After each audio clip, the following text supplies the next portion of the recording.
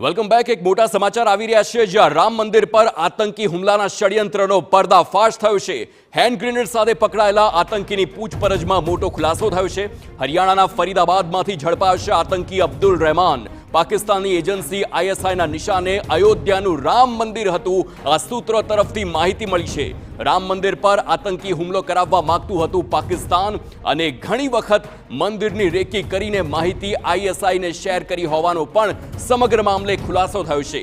રામ મંદિર પર હેન્ડ ગ્રેનેડથી હુમલો કરવાની આતંકવાદીઓની આખી યોજના હતી, પરંતુ આ યોજના પાર પડે તેની પહેલા જ આખી ઘટનાનો પર્દાફાશ થયો છે।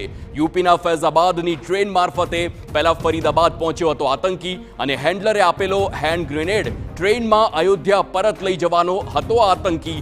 અને આખી હવે ઘટનાની વાત કરીએ તો પકડાયેલો આતંકી અબ્દુલ રહેમાન પાકિસ્તાની આઈએસઆઈના સંપર્કમાં હોવાનો પણ ખુલાસો થયો છે।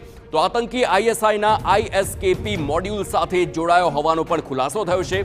ફૈઝાબાદમાં આતંકી ચલાવતો હતો મટનની દુકાન। આ તમામ ખુલાસા હાલ સામે આવ્યા છે।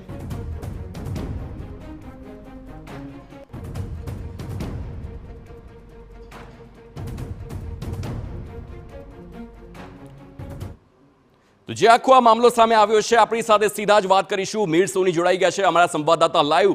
મિહિર, એક મોટી આતંકી જે ષડયંત્ર હતો તેનો પર્દાફાશ થયો છે, અને આ વખતે રામ મંદિરને ટાર્ગેટ કરવામાં આવ્યું હતું। તેની પૂછપરછમાં વધુ ખુલાસા શું થયા છે?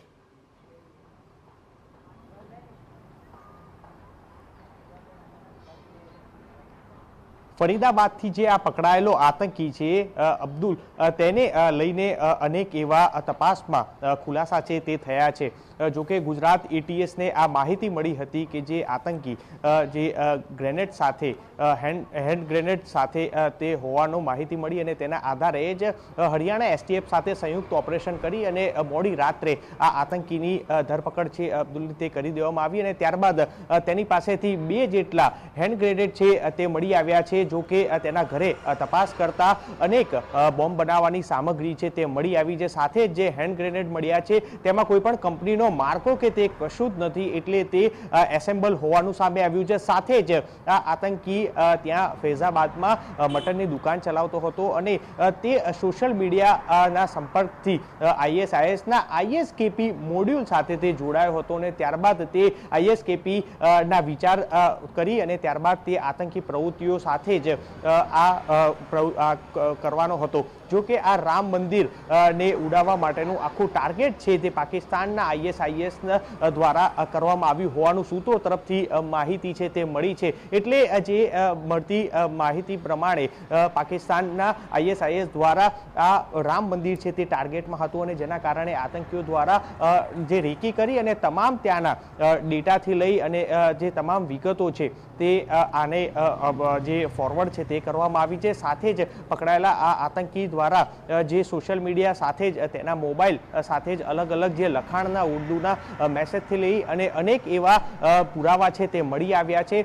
સાથે જ આ આખું હેન્ડ ગ્રેનેડ છે તે ટ્રેન મારફતે જે હેન્ડલર દ્વારા આપવામાં આવ્યું હતું, તેને પણ અત્યારે હાલ હરિયાણા એસટીએફ અને ગુજરાત એટીએસે લોકેટ કરી દીધો છે। એટલે આ કેસમાં વધુ જે સકમન છે તેની પણ અટકાયત છે તે થઈ ચૂકી છે। એટલે હાલ તો તપાસમાં અનેક એવા ખુલાસા છે થયા છે। સાથે જે આતંકી સંગઠન સાથે છેલ્લા ઘણા સમયથી આ જોડાયો હોવાનું સામે આવ્યું છે, એટલે હાલ તો તેને કઈ રીતના અહીં કયા કયા અયોધ્યાના રામ મંદિરના તમામ વિગતો તેને આપી છે। સાથે જ પાકિસ્તાનની આઈએસઆઈએસ દ્વારા આ જે રામ મંદિર છે તે ઉડાવવા માંગતા હોવાનું પણ સૂત્રો તરફથી માહિતી મળી છે। એટલે કઈ રીતની તે માહિતી તે પહોંચાડતો હતો તે તમામ પુરાવા છે અત્યારે હાલ હાથે લાગ્યા છે, અને થોડીક જ વારમાં ત્યાં હરિયાણા એસટીએફ દ્વારા પણ એક પત્રકાર પરિષદ કરી અને તમામ વિગત છે કે જે આતંકીને લઈને જાહેર કરવામાં આવશે। પરંતુ જે સૂત્રો તરફથી મળતી માહિતી મુજબ આ સૌથી મોટા સમાચાર કહી શકાય, કારણ કે પાકિસ્તાન આઈએસઆઈએસ દ્વારા અગાઉ પણ આ જ રીતના રામ મંદિરને ટાર્ગેટ કર્યું હોવાના આઈબીએ અહેવાલ છે, આઈબી દ્વારા એલર્ટ છે તે આપવામાં આવ્યું હતું. એટલે આ જે આતંકી જે રહી રહ્યો હતો તે અયોધ્યા મંદિરથી ખૂબ જ નજીકના વિસ્તારમાં તે રહી રહ્યો હતો અને તે પોતે મટનની દુકાન છે તે ચલાવતો હતો. એટલે હાલ તેની તપાસમાં અનેક એવા ખુલાસા છે તે થઈ શકે છે. સાથે જ હવે તે કઈ રીતની તેને માહિતીઓ છે તે આઈએસકેપી મોડ્યુલમાં જે આતંકી સંગઠનોને પહોંચાડી છે અને તેને શું રોલ હતો, કારણ કે તેની પાસેથી જે મળી આવેલા 2 જેટલા હેન્ડ ગ્રેનેડ છે તે કઈ રીતના ઉપયોગ કરવાનો હતો, કારણ કે જે ટ્રેન મારફતે જે ફૈઝાબાદ.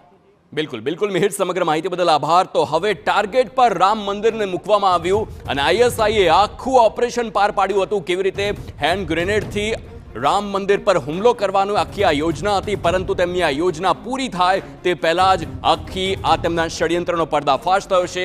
હવે વધુ એક બાદ એક ખુલાસા થાય તેવી પૂરેપૂરી શક્યતા છે.